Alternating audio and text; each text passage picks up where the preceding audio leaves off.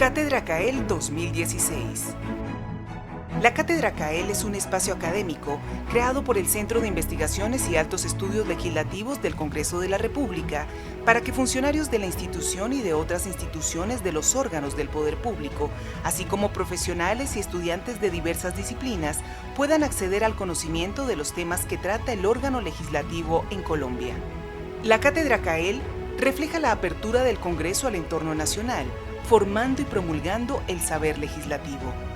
Es transmitida por el canal Congreso para llegar a todas las regiones de Colombia, cimentando la importancia de la defensa de la democracia, el respeto, la aceptación y la legitimidad de las instituciones sobre la base de un proyecto de entendimiento nacional en paz, reconciliación y equidad para todos.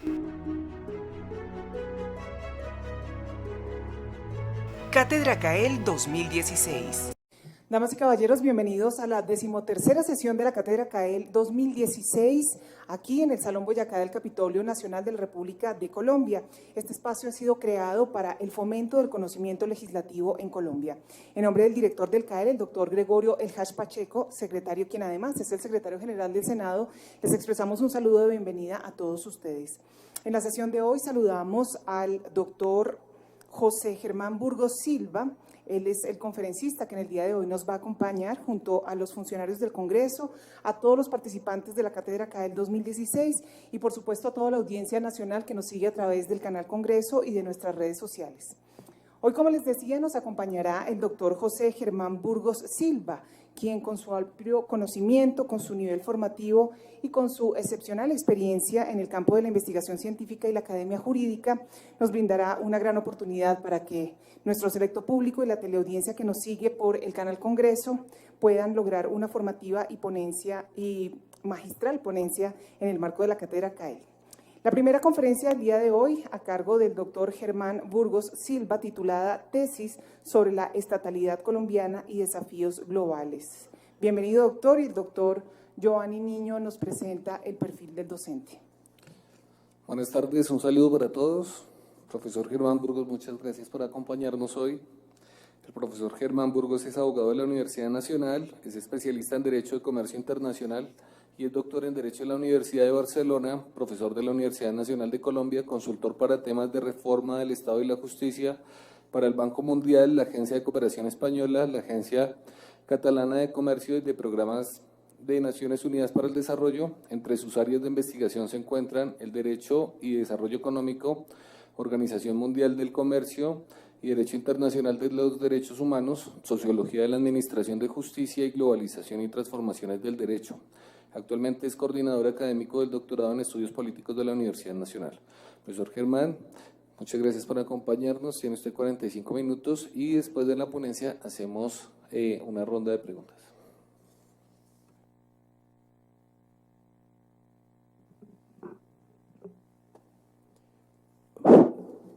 Bien, buenas tardes a todos y a todas. Muchas gracias por estar aquí en la tarde de hoy. Gracias al coordinador, el profesor Giovanni, y a las directivas del CAEL por la invitación. Como ustedes acaban de escuchar, mi ponencia se titula Tesis sobre la estatalidad colombiana y desafíos globales. Para desarrollar este tema tan grueso, quisiera proponerles 4 partes en las cuales debo enmarcar mi presentación. De un lado, quisiera en la primera parte postular los enunciados de 6 tesis en torno de la estatalidad en Colombia desde distintos enfoques, disciplinas y marcos teóricos. En la segunda parte, me gustaría tratar de hacer una valoración crítica de esas tesis, tratando de establecer puntos de encuentro, puntos de desencuentro y análisis críticos sobre dichas 6 tesis. Y en la tercera parte, me gustaría identificar 3 ámbitos de desafíos procedentes de las globalizaciones en relación con el contexto del Estado colombiano, particularmente lo que tiene que ver con el territorio, las burocracias y el sistema jurídico. Y la cuarta y última parte será una sesión de conclusiones. Yo creo que los tiempos inicialmente previstos por el profesor Giovanni podremos agotar la temática. Entonces, si usted me permiten, comienzo. La pregunta guía que va a enmarcar la primera parte de mi presentación será de qué manera se ha entendido y caracterizado el Estado colombiano desde distintos tipos de disciplinas y enfoques. Uno puede rastrear en los últimos 20 o 25 años más o menos 6 tesis desde distintos enfoques y disciplinas. La primera tesis es la siguiente: el Estado en Colombia es una construcción fundamentalmente de orden jurídico-político que se entiende como un ente soberano que está dirigido a garantizar el bien público o los bienes públicos y que tiene la capacidad y la idoneidad de transformar la sociedad a lo largo y ancho de un territorio. De una u otra manera, ese es el entendimiento que generalmente el derecho público y el derecho constitucional tiene del Estado. Ese es el entendimiento que está detrás de la idea del Estado social de derecho. Pero aún, para sorpresa de los que venimos del mundo del derecho, ese es el entendimiento general que tiene la población. La mayoría de la población colombiana asume que el Estado debe ser responsable de una cantidad importante de tareas, que tiene una cantidad de funciones públicas y que, al margen de que las haga bien o mal, debe seguir exigiéndosele y pidiéndole al Estado una cantidad importante de cosas. Entonces, en ese punto, quisiera resumir con la primera tesis diciendo: el Estado se ha entendido, particularmente desde el derecho, como un gran ente de poder soberano que es capaz de transformar la sociedad y encarnar los intereses colectivos y públicos. Esa sería la primera entrada. Hay una segunda entrada que hoy por hoy no tiene, digamos, tanta estelaridad y tanto protagonismo, pero que en su momento lo tuvo y que históricamente tuvo un influjo en este país. Y es la que ha considerado que el Estado colombiano es un aparato o instrumento de dominación. En otros términos, que el Estado no encarna los intereses públicos o colectivos, sino que el Estado sería un instrumento de determinados grupos. Y seguramente muchos de ustedes se preguntarán, ¿pero qué grupos son los que se supone que instrumentalizan al Estado para sus intereses particulares? Fundamentalmente hay 2 entradas al respecto. Una que nos dice, hay unas clases sociales que han instrumentalizado al Estado históricamente desde la generación de la República. Es una lectura típicamente marxista, pero igualmente hay una lectura de autores como Mosca y Pareto que les dirían no. En Colombia no podemos hablar de unas clases sociales en el sentido marxista, sino de unas élites, tanto locales como nacionales, que han instrumentalizado al Estado como un espacio de canalización de sus expectativas de élite o de clase. En otros términos, si ustedes comparan fácilmente lo que acabo de decir, mientras para la primera entrada el Estado encarna el interés general y colectivo, para la segunda entrada los Estados encarnarían realmente intereses particulares de élites o clases, sea concebidas a nivel nacional o a nivel local. Estos son los postulados de la teoría elitista del poder y la teoría marxista, entre otras. Esa es la segunda entrada. De hecho, esa segunda entrada se recoge en expresiones como que el Estado colombiano es oligárquico o que hay 50 familias que dominan lo que ocurre en este país, etcétera, etcétera, etcétera, que está en la literatura. Hay una tercera entrada que ya viene particularmente del mundo de la sociología política, la historia política y la ciencia política, expresada en los trabajos de profesores como Fernán González, entre otros. Ustedes saben, un padre jesuita del CINEP que ha trabajado mucho el tema de la construcción del Estado en Colombia. La tesis del profesor Fernán González es la siguiente: el Estado en Colombia es un Estado en construcción cuya característica principal es ser un Estado débil. ¿Qué define a un Estado débil? Se preguntarán muchos de ustedes. Lo que define a un Estado débil es su diferencial presencia a lo largo y ancho del territorio. En otros términos, el Estado colombiano no tendría una presencia homogénea a lo largo y ancho del territorio, sino que su presencia sería diferencial en el territorio.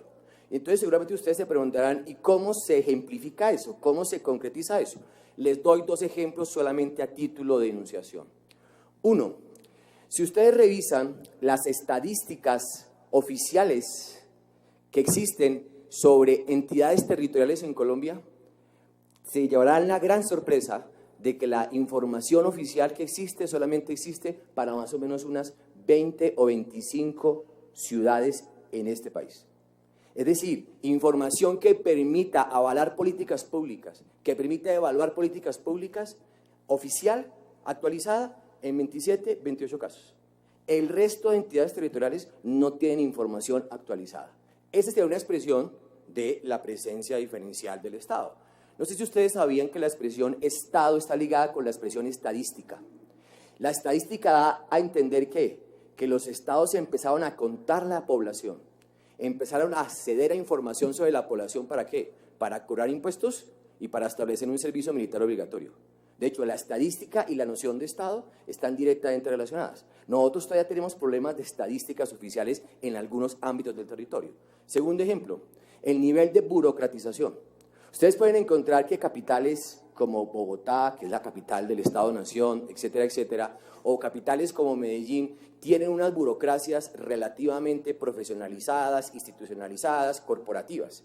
Pero ustedes comparen las burocracias que pueden existir en algunos municipios, en Nariño o en la misma Boyacá, donde finalmente el Estado tiene una cantidad importante de atribuciones, pero no cuenta con un respaldo burocrático para desarrollar sus tareas. Entonces, solamente para redondear, la tercera tesis lo que nos dice es: el Estado colombiano es un Estado en construcción, es un Estado débil y que tiene, por tanto, una presencia diferencial a lo largo y ancho del territorio. No es lo mismo el Estado en Bogotá que el Estado en algunas zonas del Cauca o en algunas zonas de Nariño. Algunos dirían: no es lo mismo el Estado aquí en el centro de Bogotá, a pesar del Bronx, o a pesar de lo que ustedes y yo conocemos que está cerca de este centro de poder, a el Estado de Ciudad Bolívar.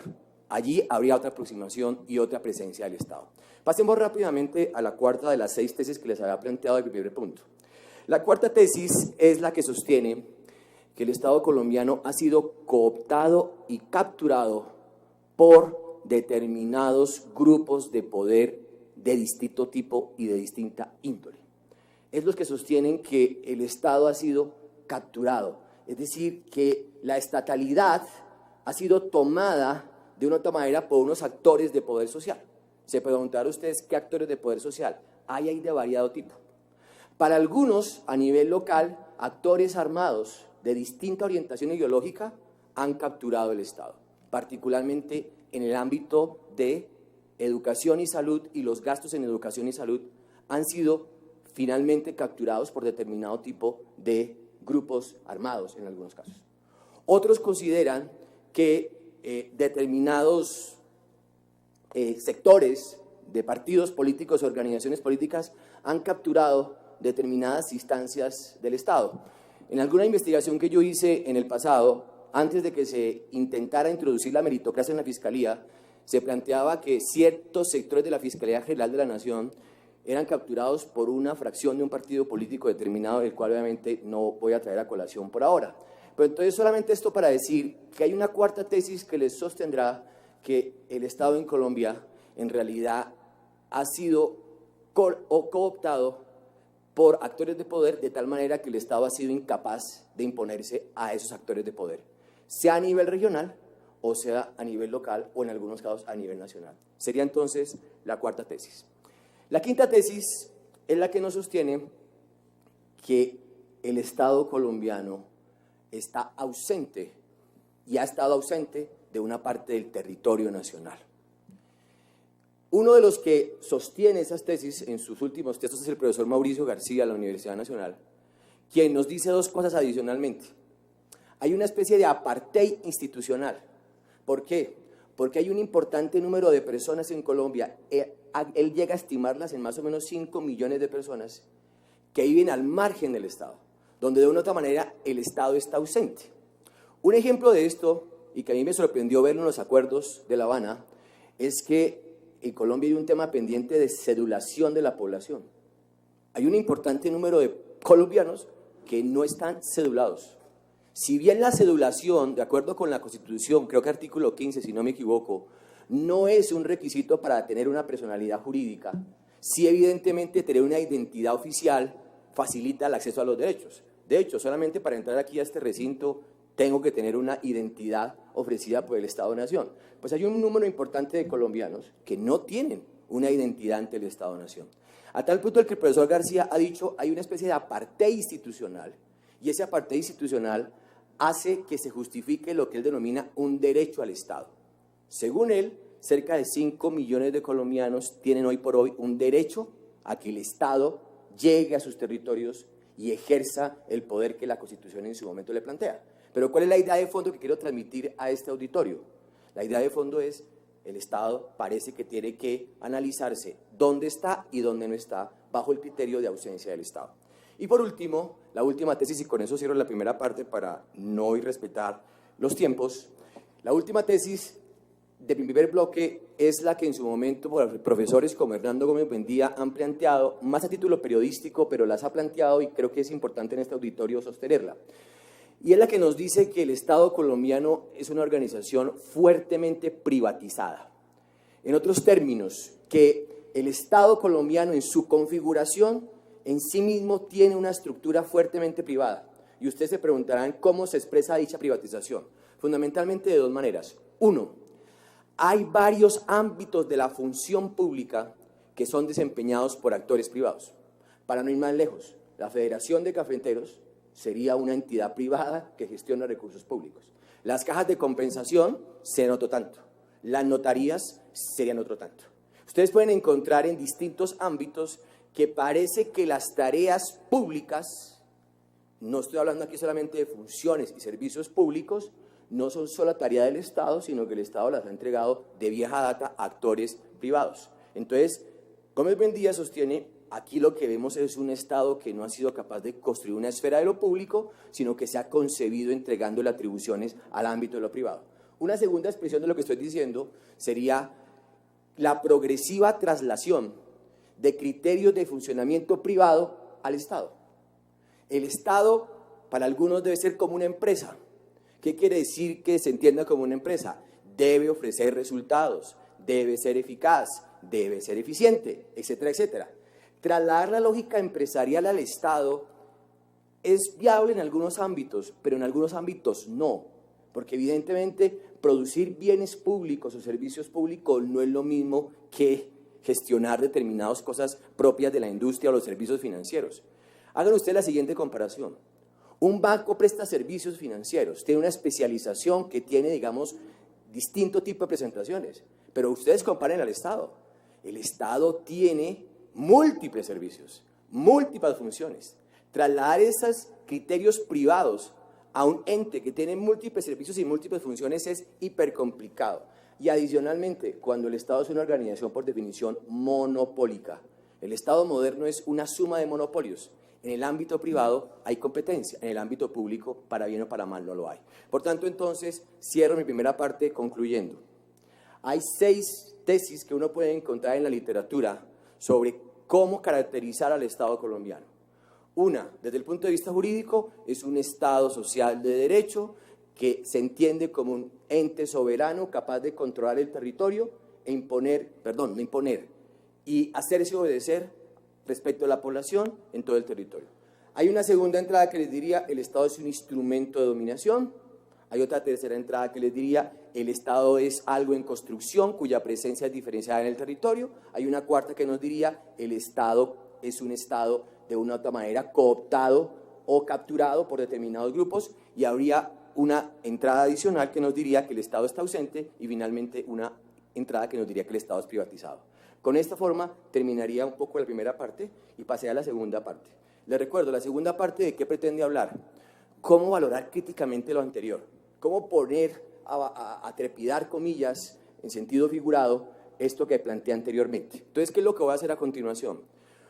Voy a hacer 2 comentarios sobre lo que creo que une a la mayoría de las anteriores aproximaciones. Voy a mostrar cómo las anteriores aproximaciones en algunos casos se excluyen por obvias razones.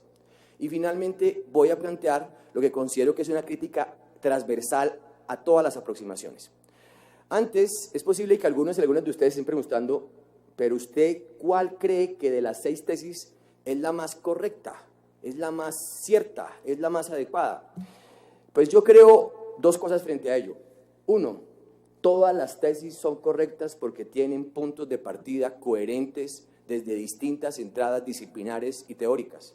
Pero segundo, lo que es importante que creo que este auditorio entienda, porque aquí hay personas que tienen un rol público, lo tienen ya y en el futuro seguramente lo tendrán, es que hay una preocupación por parte de la academia sobre el tipo de Estado que hemos construido y que va más allá de la idea simplista de que tenemos un Estado social de derecho. Realmente la preocupación que se tiene por parte del mundo de la academia es En Colombia se ha logrado la construcción parcial de un Estado social de derecho, pero hay una parte del territorio que está al margen de ello y que hay que analizar por qué y cómo está así. Entonces, con eso en mente, pasemos a la segunda parte. Miren, yo creo que hay dos cosas en las cuales casi todos los enfoques que yo acabo de plantear, casi todos, no todos, advierto al auditorio, coinciden. Primero, la mayoría de todos los enfoques coinciden en algo que para mí es fundamental y estoy dispuesto a discutir con este auditorio. El Estado es algo que se construye. El Estado es una construcción artificial. No solamente aquí. Hoy por hoy tenemos cerca de 210 estados en el globo terráqueo. El Estado en general, en todas partes, es un ente que se construye y o deconstruye permanentemente. ¿Qué quiero transmitir como idea de fondo a este grupo? El Estado no es algo natural que siempre va a existir, ni el Estado es el producto de la evolución que en su momento enunció Aristóteles cuando nos dijo que primero fuimos familias, después fuimos tribus, después fuimos clanes y después evolucionamos hacia la idea del Estado. No, el Estado es una construcción artificial. Y al ser una construcción artificial tiene distinto tipo de presentaciones. Y en tal sentido, el Estado se construye todos los días. O igualmente, se destruye todos los días. Por eso entonces, yo pongo en discusión y en cuestión la afirmación de que existe como tal un Estado. Y de que entonces el Estado está allí y sabemos dónde está. No, yo propongo hablar de estatalidad. En ese sentido de que el Estado es una construcción histórica permanente. Y así como nosotros lo estamos construyendo, Francia también lo está construyendo de una otra manera, la Gran Bretaña lo está construyendo a propósito de su salida a la Unión Europea. Entonces, quería un poquito como primer punto sostener eso de conjunto. Segunda cosa en la cual creo que coinciden buena parte de los enfoques que en su momento tuve a bien exponerles en la primera parte. Y es la siguiente. Yo creo que buena parte de los enfoques coinciden en que el Estado no se ha desarrollado plenamente y de manera perfecta en ninguna parte. De hecho, generalmente los abogados hemos tendido a idealizar a los estados de lo que algunos llaman el Atlántico Norte. El Atlántico Norte, como ustedes lo entenderán, fundamentalmente hace referencia a Europa Occidental, Estados Unidos y Canadá. Bien, y los hemos idealizado bajo la idea de que allí sí hay estatalidad. Allí sí se logró el monopolio de la fuerza, una nación homogénea, un monopolio de los tributos, un nivel de obediencia al derecho, etcétera, etcétera. Pues, si ustedes consideran eso, ¿cómo se explica lo de Orlando? ¿O cómo se explica las casi 30 o 40 matanzas al año que existen en Estados Unidos? Porque hay más armas en la población, hay tantas armas en la población con las que pueden tener el Estado. Entonces, generalmente lo que quiero transmitir como segundo punto de consenso entre una parte de lo que acabo de decir o de lo que dije en el primer aspecto es, como el Estado es una construcción, no hay estados perfectos. Y entonces la literatura especializada que nos ha dicho, hay estados fuertes, hay estados débiles, hay estados fallidos o colapsados. Para eventual sorpresa de algunos o algunas de ustedes, el número de estados fuertes en sentido estricto, lo cual no quiere decir perfectos, no puede pasar de unos 30 o 35 estados, de los 215 que les mencioné. La mayoría estamos ubicados en estados débiles y hay un grupo determinado de estados que se consideran colapsados o fracasados. Ustedes saben que hace algunos años este estado estuvo en esa lista y algunos consideran, para no ir más lejos, Carlos Caballero Argáez, director de la Escuela de Altos Estudios de Gobierno de la Universidad de los Andes, en una de sus columnas recientes en El Tiempo, planteaba que en La Guajira el Estado colombiano es un Estado fallido. Lo dijo absoluta claramente en una columna que es de acceso público, ustedes la pueden verificar. Entonces, son los dos puntos de coincidencia, retomo. La mayoría de los enfoques coinciden en plantear el Estado es una construcción social artificial. No es que exista, pero se construye. Y adicionalmente, el Estado, al ser una construcción, siempre será perfectible y nunca podemos hablar de que hay estados perfectos en sentido estricto. Pasemos entonces ahora a algunas tensiones que obviamente tienen que existir entre enfoques que son diferentes. Entonces, yo quisiera plantear en lo fundamental dos tensiones entre algunos de esos enfoques.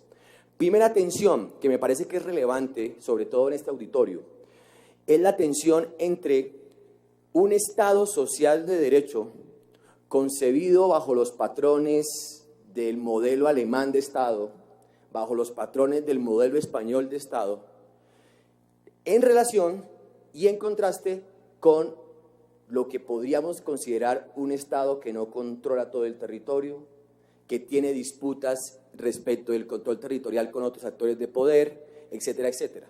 Lo que quiero que quede claro frente a este grupo es que estoy tratando de plantear que hay una contradicción muy fuerte entre los enunciados jurídicos que dan por sentado un Estado todopoderoso respecto del territorio y los enunciados que vienen de otro tipo de disciplinas que nos dicen que el Estado colombiano es un Estado débil, en construcción o precario. En otros términos, hay una fuerte tensión entre esas dos entradas. Ayer en una conferencia que estaba dando en la Universidad Nacional, sostenía a título polémico y especulativo que el exceso de normativización que tiene el Estado colombiano, tenemos una de las constituciones más ampulosas del mundo en desarrollo, entre otras cosas, explica su debilidad. Tenemos un Estado que tiene una cantidad creciente, ingente de atribuciones, pero que no tiene las condiciones institucionales para prestarlas. De hecho, no sé si ustedes han hecho el siguiente registro. ¿Cuántos estados de América Latina tienen una jurisdicción contenciosa administrativa que permite a los ciudadanos y ciudadanas demandar al Estado por una cantidad de cosas? La mayoría de estados en América Latina no lo tienen. Nosotros retomamos del modelo francés. ¿Cuántos siglos tomó la construcción del Estado francés? ¿7, 8 siglos? Algunos consideran que comenzó finalmente en el siglo VIII después de Cristo. Algunos dicen que fue con los reyes absolutistas, pero finalmente tomó 7 u 8 siglos para que en un momento determinado se dijera, bueno, el Estado ya va a responder por una cantidad importante de cosas. Nosotros como república tenemos 200 y tantos años, pero tenemos instituciones de estados fuertes jurídicamente, pero con condiciones jurídico-políticas de estados débiles en construcción. Creo que eso es una tensión muy importante, que sobre todo para los que están cercanos al legislativo, les debería ayudar a pensar cuál es el alcance de la producción legislativa respecto de un Estado que no es capaz de respaldarla adecuadamente. Creo que ese es un punto importante. Y por último, otra tensión que surge entre algunos de estos enfoques, y es la segunda tensión y última para entrar al cierre, la segunda parte, es que, claro, decir, por ejemplo, que el Estado es un aparato de dominación de clase, entra en contradicción cuando se habla de que este Estado es un Estado débil o en construcción o es un Estado ausente. Si el Estado es ausente, pues no puede ser un instrumento de dominación de clase. O si el Estado es débil, pues no puede ser un instrumento idóneo de dominación de clase. De hecho, hay una crítica muy fuerte a las perspectivas instrumentalistas desde las perspectivas que hablan de que este es un Estado en construcción o no. Pero allí meto una pequeña cuñita para complementar la afirmación y que quede rigurosamente enunciada, y es que algunos enuncian que la debilidad del Estado colombiano no es algo producto de la falta de suficientes impuestos, no es el producto de una cultura política, digamos, poco democrática, no es un problema de la geografía solamente, sino que la debilidad del Estado colombiano es la forma como ciertas élites, tanto nacionales como locales, han concebido el desarrollo del Estado. Me explico. Entre más débil sea el Estado, más posibilidad de que las élites sociales de distinto tipo puedan ejercer el poder directamente sin intervención del Estado. En ese sentido, la debilidad del Estado no será un accidente, no será un producto del azar, será una especie de proyecto de ciertos sectores de la sociedad que no quieren un Estado que se meta más de la cuenta en determinados asuntos sociales. Esa sería una especie de, repito, apunte para morigerar lo que acabo de decir antes. Entonces cierro la segunda parte con la crítica que creo que se le puede hacer a casi todos los enfoques teóricos que yo en su momento planteé. ¿Cuál es la crítica? La crítica es que, en mi opinión, todos terminan afectados por lo que en su momento un autor de origen alemán, alemano-francés llamado Ernst Cassirer llamaba el mito del Estado. Hagan ustedes el siguiente ejercicio.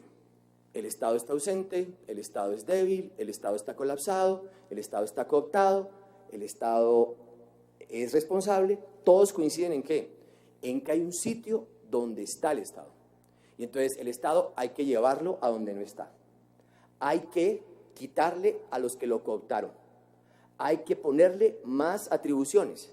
¿Se dan cuenta que todos asumen que el Estado está en alguna parte? Lo que pasa es que es débil, es ausente, está cooptado, está colapsado.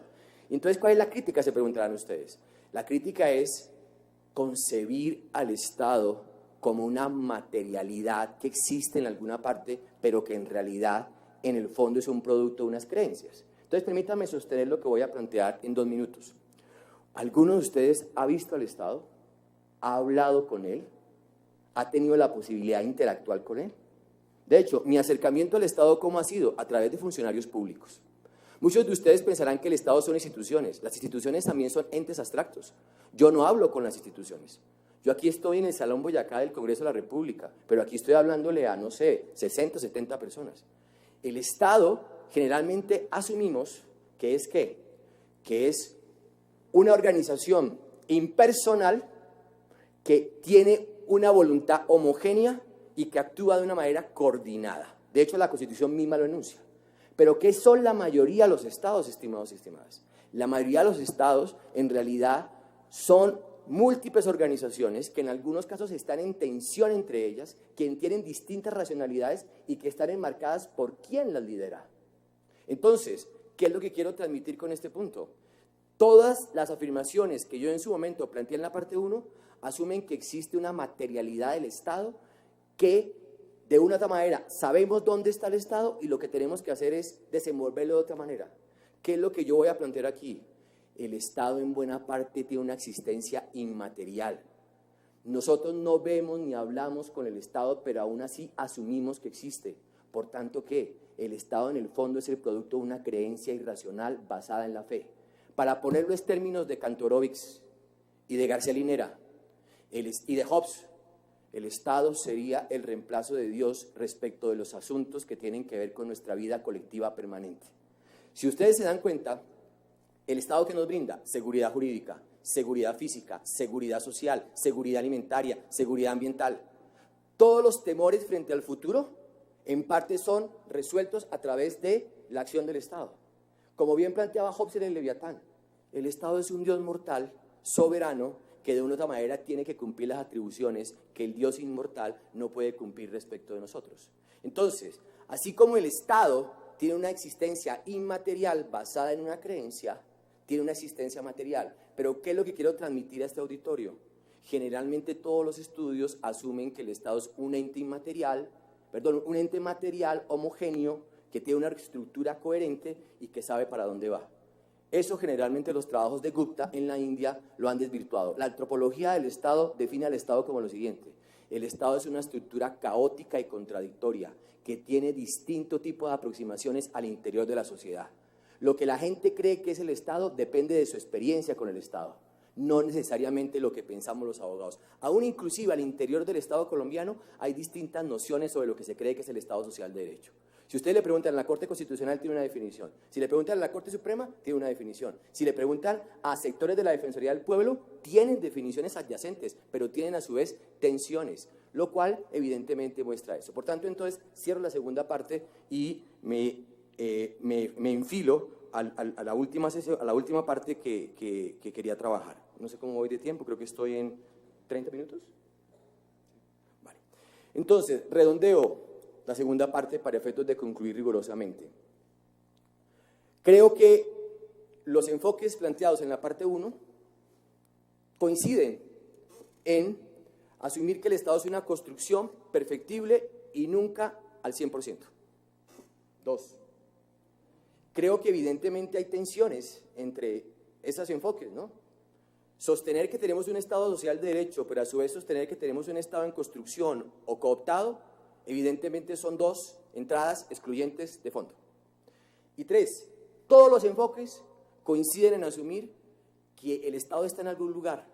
Lo que quiero transmitir a este auditorio es que el Estado en buena parte tiene una existencia inmaterial, donde asumimos que está en nuestras cabezas. Es una creencia colectiva cuyos contenidos son diferentes. Es lo que algunos llaman la inmaterialidad del Estado, o que el Estado también es una idea. Y no quiero que me malentiendan. El Estado también tiene una materialidad, claro que tiene una materialidad. Yo estoy en un edificio del Estado, ¿sí? Yo soy, a su vez, profesor de la Universidad Nacional, yo soy un funcionario público, un servidor público. Pero esa materialidad que tiene el Estado convive con una inmaterialidad que es la idea misma del Estado. Entonces, con eso termino y paso al tercer y penúltimo punto, que pues voy a aprovechar para que sea coincidente con las conclusiones. Desafíos de la estatalidad colombiana en el contexto de las dinámicas globales. Y seguramente ustedes se preguntarán, ¿y desde dónde va a hablar de la globalización este señor? ¿Desde dónde es que va a tomar la discusión sobre la globalización? Mire, yo propongo entender la globalización bajo dos características que me permiten diferenciar lo internacional de lo global. Propongo entender la globalización, o más bien las globalizaciones, como aquellas dinámicas que han roto o poroseado parcialmente las fronteras nacionales y que nos permiten operar en tiempo real a nivel global. En otros términos, de una u otra manera, las globalizaciones tienen que ver con dinámicas que han poroseado, con la anuencia o no del Estado, la idea de fronteras nacionales, la idea del territorio nacional, la idea del aislacionismo que significaba eso. Pero adicionalmente, podemos actuar en territorios transnacionales en tiempo real. Es lo que ustedes seguramente hacen a través de sus dispositivos electrónicos de comunicación global. Ustedes rompen los límites territoriales y se comunican transnacionalmente en tiempo real. Seguramente esto a través de YouTube puede ser visto en cualquier parte del mundo, según lo que me informa el profesor Giovanni, después de que sea evidentemente puesto en el YouTube. Entonces, ¿cuál es la diferencia que yo veo entre lo internacional y lo global? Yo encuentro dos diferencias básicas. Lo internacional era estadocéntrico por definición. Lo global no es estadocéntrico. Hay múltiples actores de lo global, como cuáles: medios de comunicación, transnacionales, organizaciones criminales de carácter global, íconos globales deportivos y culturales, etcétera, etcétera. E igualmente los estados. ¿Y cuál es la segunda diferencia entre lo global y lo internacional? Lo global asume que la soberanía es un principio desueto e irrelevante. Lo internacional defiende que las relaciones internacionales se fundan en la soberanía y en estados que deben encarnar dicha soberanía. Por tanto, de lo que voy a hablar a continuación serán de los desafíos globales a la estatalidad en el contexto de Colombia. Es de lo que voy a hablar. No voy a hablar de los desafíos internacionales. Entonces, permítanme ubicar esos desafíos en 8 o 9 puntos a saber muy concretos. Primer desafío en cuanto hacia el territorio. Yo creo que en el territorio uno puede encontrar fundamentalmente 3 o 4 dinámicas críticas. De un lado, creo que hay dinámicas globales de carácter económico que ya no están respetando fronteras y que son de difícil control para el Estado. Miren ustedes lo que pasó después del Brexit. La cotización del peso respecto del dólar es una cosa que no puede controlar el Banco de la República, ni el Ministerio de Hacienda, ni siquiera una ley de la República. Es una cosa que hoy se maneja por los mercados. Eso tiene impactos en sus vidas y en las mías. Inflación, ¿sí? Aumento de los precios de lo que se importa, entre otras cosas. Por tanto, hay unas dinámicas globales que traspasan fronteras, que afectan cosas como la moneda nacional y que los estados con dificultad controlan. Primera expresión. Segunda expresión, estoy en lo territorial. Las globalizaciones están afectando a los territorios de manera diversa. Hay territorios que se globalizan de una manera muy ágil y relativamente automática. ¿Cuáles son esos territorios? Donde hay capacidad de consumo, donde hay infraestructura y donde hay personas debidamente formadas. Es decir, un recurso humano, comillas, un talento humano debidamente formado. Pero si ustedes miran otras partes del territorio nacional, donde no existe eso, el atractivo para los actores globales es de una otra manera diferencial. Lo que quiero transmitir a este grupo es que las globalizaciones están dando valor al territorio según la manera como las entidades territoriales se acercan a una dinámica global o se alejan de ella. De tal manera que el territorio nacional tiene profundas tendencias a no desarrollarse de manera homogénea. Habrá zonas de Colombia que están más vinculadas a la globalización, por ejemplo, las zonas mineras, Bogotá, Medellín, Cartagena, Barranquilla, pero habrá zonas de Colombia que efectivamente no son tan atractivas a la globalización o son atractivas a globalizaciones ilegales. Por ejemplo, zonas del Putumayo están globalizadas vía la producción de cocaína, o hay zonas de Colombia que están globalizadas a través de la trata de personas, lamentablemente. Por tanto, entonces, lo que quiero transmitir a este colectivo es la idea de un territorio nacional homogéneo se hace más difícil cuando actores globales valoran al territorio de manera diferencial. Hay sectores del territorio más valiosos para las globalizaciones, hay sectores del territorio menos valiosos. Hay un profesor que se llama Giacomo Marramao, italiano, que dice que el futuro de la organización política van a ser las redes de ciudades globales. Es decir, no es la idea del aparato del Estado-Nación que desde un centro controla un territorio, sino serán las redes de ciudades globales. Algunos dirán, eso es algo parecido al medioevo. Sí, sería la idea de ciudades-estado, pero conectadas globalmente en tiempo real. Esa sería una diferencia con el medioevo. Pero algunos están diciendo, como el Estado moderno está en crisis, podría ser reemplazado por eso. Tercer desafío territorial, importante para Colombia, la compra y venta de territorios entre estados. China, Arabia Saudita, Corea del Sur, Qatar están comprando territorios en Bolivia, Brasil, Paraguay, Argentina. ¿Para qué? Para producir comida. Para producir comida. No tienen suficiente territorio respecto del crecimiento de su población o de la capacidad de consumo para producir comida, y la están adquiriendo acá. Es un reto enorme. Es un reto enorme, cuyos alcances en este momento yo no me puedo imaginar. Y cuarto y último reto a nivel territorial, el ciberespacio. El ciberespacio. Según Zygmunt Bauman, ustedes y yo dedicamos cerca de 4 o 5 horas al día a navegar por la Internet. De hecho, la Internet se conoce como un ciberespacio, no como un ciberterritorio. Se preguntarán ustedes cuál es la diferencia. Los territorios tienen límites, el ciberespacio no. Ayer leía que el Internet es un ámbito que no tiene centros, ¿sí? El Internet no tiene un centro que la coordine. De hecho, fue concebido así por el ejército de los Estados Unidos como parte de su guerra con la Unión Soviética. La idea es que la Internet no tuviera ningún centro para que nadie la pudiera controlar. ¿Ustedes qué es lo que conciben en la idea de un territorio? Hay un centro que controla el territorio. En el ciberespacio hay unos grandes actores, Google, Microsoft, Twitter, etcétera, etcétera, pero nadie podríamos decir que controla la web, lo cual incluye al Estado. Los estados están quedando cortos con controlar el tema del ciberespacio. Tributarios, el tema de Uber Pool, la última cosa que seguramente algunos de ustedes escucharon, ¿cómo hacemos para controlar Uber Pool? Algunos están diciendo, leí en Barranquilla, que están multando a los usuarios de Uber.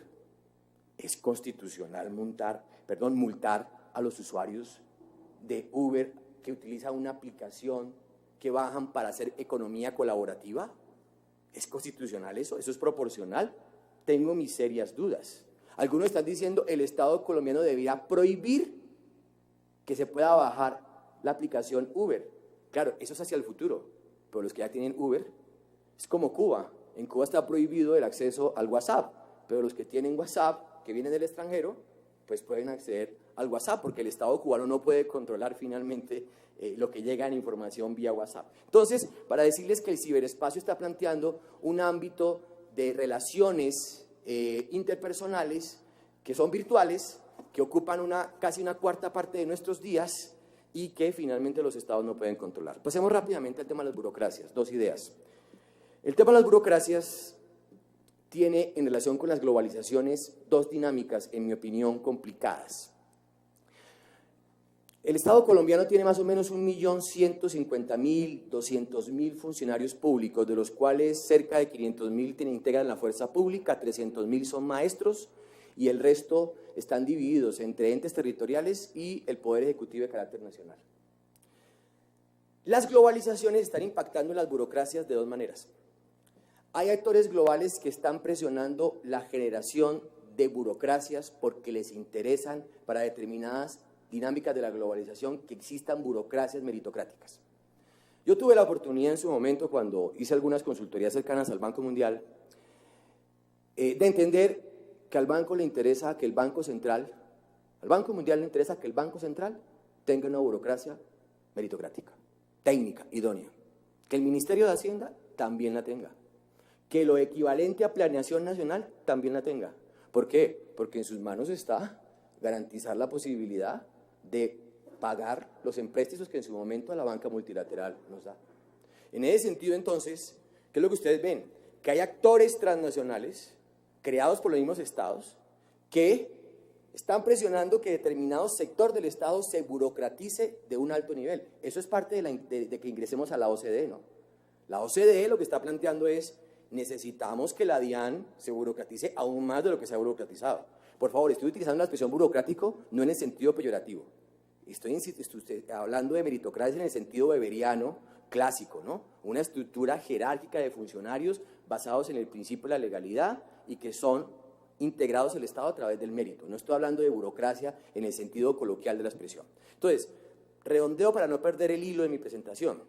Las burocracias en el Estado moderno, en el contexto de las globalizaciones, están impactadas por actores globales que quieren que haya más burocracia en determinados sectores, pero en otros sectores no necesariamente. Eso permite entender por qué las entidades territoriales de carácter local tienen un bajo nivel de burocratización, pero determinadas entidades de carácter nacional han avanzado en niveles de burocratización. Yo no puedo entender, por ejemplo, la burocratización de la rama judicial colombiana si no fue por la asistencia técnica que dio el Banco Mundial respecto de programas de reforma judicial hace unos 10 o 15 años. Yo no puedo entender una cosa sin la otra. Pero adicionalmente, y ahí viene el segundo punto de la burocratización. El segundo punto de la burocratización es cuando ustedes encuentran que hay actores transnacionales interesados en que una parte de la burocracia del Estado se burocratice verdaderamente, lo cual quiere decir que deje de ser clientelar, lo que tiende a ocurrir es que las burocracias que son creadas bajo esa dinámica de presión atienden más a intereses transnacionales que a intereses nacionales. Es lo que en su momento Saskia Sassen denomina la fragmentación del Estado. El Estado puede tener, evidentemente, una idea de homogeneidad hasta cierto punto, pero cuando las burocracias tienen distintos desarrollos y cuando hay un sector de las burocracias que son conformadas por presiones transnacionales, pues ese sector de las burocracias atiende más a demandas y presiones internacionales o globales que a presiones o demandas de carácter nacional. Es lo que Saskia Sassen denomina la desnacionalización del Estado, es lo que Manuel Castells ha denominado la fragmentación de los Estados en distintos nichos burocráticos, donde unos son locales, otros son nacionales y otros son claramente globales, lo cual transmite la idea de ¿qué? De que el Estado a su interior está más fragmentado y pluralizado de lo que creemos. Hay una profesora de la Universidad del Rosario que escribió un libro que se les sugiero que lo trabajen, que se llama El pluralismo jurídico estatal. ¿De qué habla ese libro? De cómo al interior del Estado hay distintas tendencias y tensiones que afectan la idea de que hay una voluntad política homogénea y plantea de que el Estado al interior tiene distinto tipo de racionalidades, dinámicas, tensiones y complementariedades. Permítame entonces llegar al último punto para acercarme, creo, al tiempo. Sistema jurídico. 4 ideas muy rápidas. Creo que las dinámicas globales están impactando en los derechos económicos y sociales de una manera crítica. La posibilidad de solventar vía gasto público políticas sociales que permitan sostener derechos económicos y sociales como los que tenemos en la Constitución están fuertemente afectados por actores como el Fondo Monetario, el Banco Mundial, la OCDE, etcétera, etcétera, que nos están planteando los derechos económicos y sociales son viables siempre y cuando se puedan pagar. Y nos hablan de la regla fiscal, y nos hablan de una regla fiscal en distintos tipos y en distintos alcances. Ustedes, seguramente una parte del auditorio aquí estudió Derecho. A los abogados nos formaron bajo la idea de que lo que se decide en derecho tiene una legitimidad fundada en el derecho y no importan sus consecuencias económicas, sus consecuencias políticas, sus consecuencias culturales. De hecho, eso es parte de lo que se conoce como el carácter deóntico del derecho. El derecho no es consecuencialista. Si el derecho fuera consecuencialista, tendríamos que pensar siempre en las consecuencias de una ley o en las consecuencias de una decisión judicial. Pero ¿qué es lo que hoy por hoy hemos terminado aprendiendo? Que no podemos eludir las consecuencias económicas de ciertas decisiones. Lo que hoy se valora es que ciertos actores globales están diciendo el alcance de una política social en materia de DESC está enmarcada por regla fiscal, por el repago de la deuda, etcétera, etcétera. Pero 2, interesante, esto tiene una contracara. Mientras los derechos económicos y sociales están siendo afectados negativamente por dinámicas globales, los derechos civiles y políticos no. ¿Por qué? Porque el reforzamiento y alcance mayor de los derechos civiles y políticos de nosotros y de muchos de nuestros connacionales en otros estados-nación del mundo, parecidos a este, son objeto permanente de monitoreo y verificación por entidades globales de distinto tipo. Ejemplifico, Human Rights Watch, Amnistía Internacional, ¿qué es lo que hacen? Permanentemente realizan informes de monitoreo sobre el estado de los derechos humanos en países como el nuestro. Y lo que buscan es que presionar una mayor garantía a los derechos humanos. Y el Estado colombiano, ustedes lo conocen, ha interlocutado de tú a tú con Human Rights Watch. Ha interactuado de tú a tú para explicarle, para coordinar con él parcialmente cosas que en su momento se han decidido previamente, parcialmente por el legislativo o por el ejecutivo en el marco de sus competencias. Entonces, lo que quiero que ustedes vean, y por favor quiero que ustedes constaten el contraste. Mientras el tema de los DECs puede tener presiones globales que dificultan su alcance, el tema de los derechos individuales puede tener presiones globales que facilitan su alcance. Y el último punto, y con esto cierro. Hoy el derecho ya no se concibe como algo meramente nacional, producto de un legislador entendido como un poder constituido, que es a su vez derivado de un poder constituyente. Hoy el derecho está enmarcado en dinámicas globales donde derecho internacional tradicional hoy se considera que está en el mismo nivel de la Constitución o que está por encima de ella. En el caso colombiano se dan las dos cosas, ¿no? Vía el bloque de constitucionalidad hay un poco de tratados de derechos humanos que están en el mismo nivel de la Constitución, artículos 93 y 94 de la Carta Política. Pero a través del control de convencionalidad enunciado por la Corte Interamericana de Derechos Humanos, hoy tenemos que la Convención Americana está por encima de la Constitución.